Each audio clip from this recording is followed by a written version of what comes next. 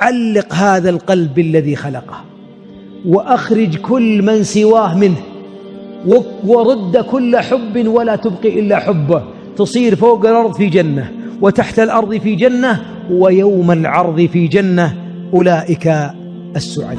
كيف يعرف العبد أن الله أحبه؟ أولا أن يحميك الله من فتن الدنيا. ترى الدنيا باركة في قلوبنا يا أخوان، نحبها وهذا قضاء وقدر.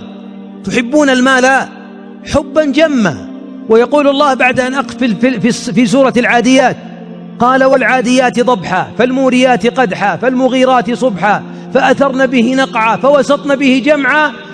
كل هذه 5 أقسام. جواب القسم إن الإنسان لربه لكنود جحود وإنه على ذلك لشهيد وإنه لحب الخير لشديد. الخير هو المال، الدنيا، ولذلك حبنا لها يعمينا ويصمينا ويجعلنا نخلص لها ونعادي فيها ونحب فيها. لكن من علامات حب الله لك أن يجعل الدنيا في يدك، فلا تفتنك امرأة. ما تلاحظون بعض الناس ما انفتن مع الناس بالصور ولا باليوتيوب ولا بالسفريات المحرمة ولا بالحرام، يرى الربا أمامه والحرام أمامه ويكتبون اسمه في الانتداب وخارج الدوام وينزل اسمه أنا ما رحت انتداب، وخارج دوام أنا ما داومت في خارج الدوام حتى تعطوني.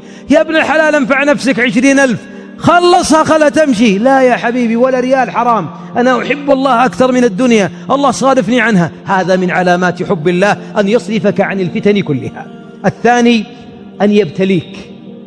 أحبابي، وهذه كل منا يقول اللهم إنا نعوذ بك من جهد البلاء. من علامات حب الله أن يبتليك في نفسك أو ولدك أم مالك أو يعاديك من كان حولك. ولذلك في الحديث إذا أحب الله عبدا أصاب منه ابتلاه، ولا يزال البلاء بأحدكم حتى يمشي على الأرض وليس عليه خطيئة. الله أكبر. ولذلك أهل البلاء هم الأنبياء. قال الله فاصبر كما صبر أولو العزم من الرسل. وأخبر الحبيب عندما أتاه أصحابه يسألونه أن يدعو لهم قال إنكم قوم تستعجلون.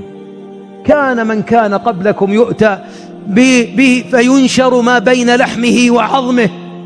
ابتلاءات، اللي ينشر هذا مفرقه من أحباب الله، من أولياء الله، من عباده، ممن يحبهم، لكن لهم منازل في الجنة لا يصلونها إلا بالصبر على البلاء. ولذلك أحبهم. ولذلك عندما نجى الله أيوب من الابتلاء قال إنا وجدناه صابرا نعم العبد. نعم العبد. 18 سنة قيح وأبنائه يموتون وزوجاته ولا تبقى إلا زوجة وتبيع شعرها وتخدم في البيوت. فلما رأى كل الأبواب كرهه الناس، قذره الناس، احتقروا زوجته، باعت ضفائرها، رفع العين وهو على الأرض والقيح يتفجر قال رب إني مسني الضر وأنت أرحم الراحمين فاستجبنا له. اركض برجلك.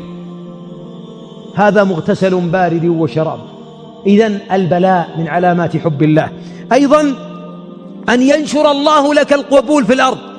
وإياك أن تعادي عبدا أحبه الله فنشر القبول له، تجي عادة ناطحه ولا تناكفه وإلا أنك تعاديه أو تكذب عليه أو تحاول إسقاطه. أقبح عباد الله فوق الأرض من يريدون أن يرفعوا حب الله لعبد، يبون يرفعون حب الله من الأرض. والله يا أخي مغفلين.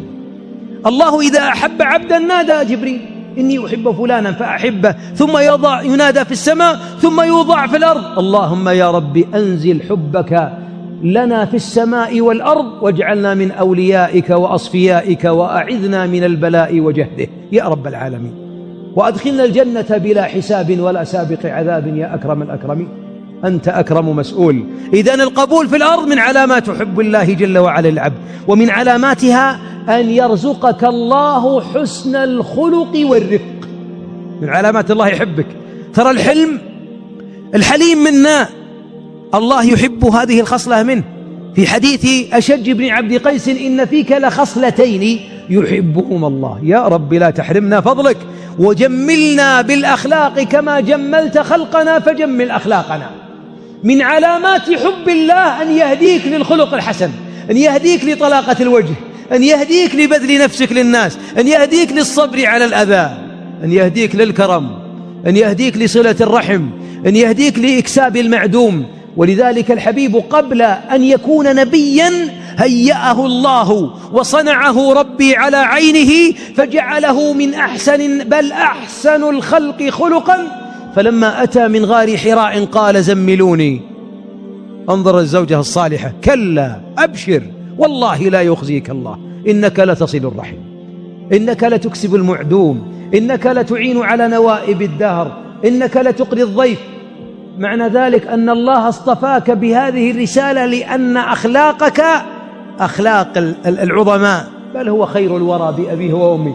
فمن علامات حب الله أن يرزقك حسن الخلق. اسألوا الله. كان الحبيب ماذا يقول؟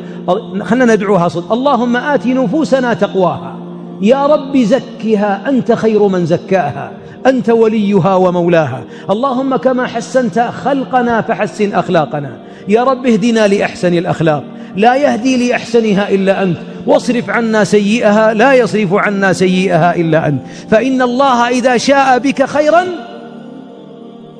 جمل باطنك كما جمل ظاهرك. والله جميل، الله جميل ويحب الجمال، ومن أعظم الجمال جمال الخلق.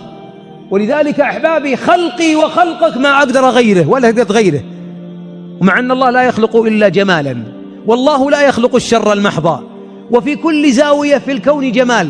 يمكن ترى الشين في عينك زين في عيني أنا، ولكن في النهاية كله جميل. الله جميل يحب الجمال. ولذلك من جمال روحك أن تجمل أخلاقك. بعضنا ما يصلي الفجر ليه؟ يقول تعبان، سهرانا البارح في العمل، سهرانا في محاسب العمال، ويذكر أسبابا من الدنيا: أشغلني الأبناء، ليه ما تدرك تكبيرة الإحرام؟ الله يصلح قلوبهم، أشغلوني. وتجد أن بعضنا أعذاره في لقاء ربه سببها هذه التي حذر الله منها. ولذلك أيها الأحباب قال جمع من أهل العلم: إن الله أعلن لعباده أن حبه إذا خالطه حب شيء من الدنيا فضعف حبه وعده أن يتربص، كأنه يقول: انتظر العقاب العاجل قبل الآجل.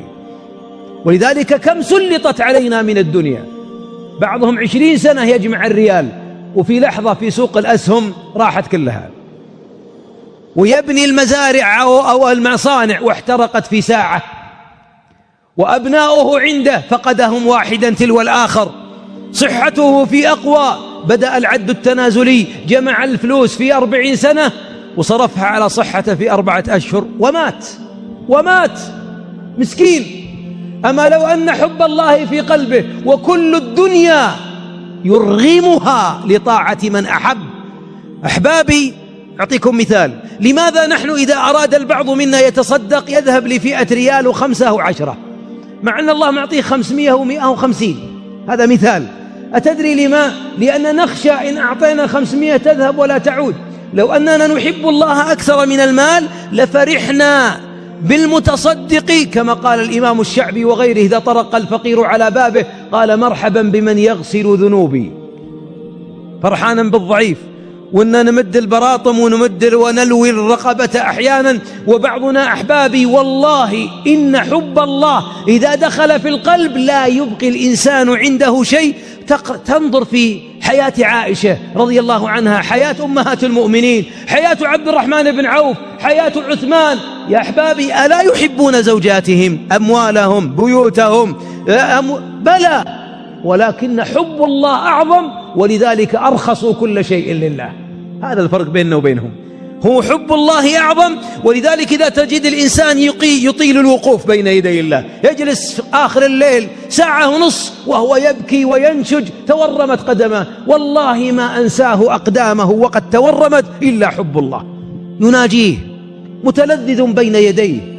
يا أخي لو استضافني عظيم من عظماء الأرض لاستمتعت بحديثه وانتظاره ساعة، وبعدها أقول تعبك طال عمرك راحة، أبيه ينبسط، ما بيزعله، وأقعد عنده وانتظر في انتظاره وأذهب عساه وأنبسط إذا قيل لي إنه بعد خروجك أثنى عليك.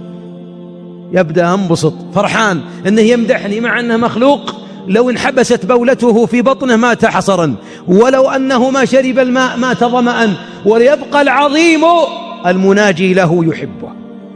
لما تزاحمت المحبوبات في قلوب بعضنا وجعلنا الترتيب للأولويات، يحب زوجته، أبناءه، وظيفته، بيته، الدنيا، النساء، المال، الأسهم، السندات، البنوك إلى غيرها، لما تزاحم الحب في القلب خرج حب الله من القلب، وإذا خرج حب الله من القلب صارت الحياة كأنما هي أشباح وصحراء وضيق وهم. وكل من أحب مع الله غيره عذبه الله بذاك الحب. أي حب يزاحم حب الله يعذبك الله بهذا الحب. ولذلك بعضنا عذب بزوجته، عذب بأبنائه، عذب بماله، ولذلك تجد أنه معذب، ان طلعوا خاف عليهم، ونرجعوا خاف ما يطلعون، وتجد خائف من الخوف، حتى أن بعضنا صارت الحياة كلها أشباح. ولو أنه ذاق معين الحب حب الله، هذا الذي إذا ذاقه العبد والله لو قطعت أواصره في ذات الله إنه يتبسم. ولذلك الحب الصادق يجعل المعذب وهو يعذب يبتسم. علق هذا القلب الذي خلقه، وأخرج كل من سواه منه، ورد كل حب ولا تبقي إلا حبه. تصير فوق الأرض في جنة، وتحت الأرض في جنة، ويوم العرض في جنة. أولئك السعداء.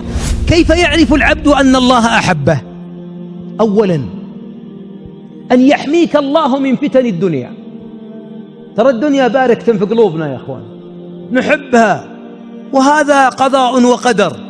تحبون المال حبا جما، ويقول الله بعد أن أقفل في سورة العاديات قال والعاديات ضبحا فالموريات قدحا فالمغيرات صبحا فأثرن به نقعا فوسطن به جمعا.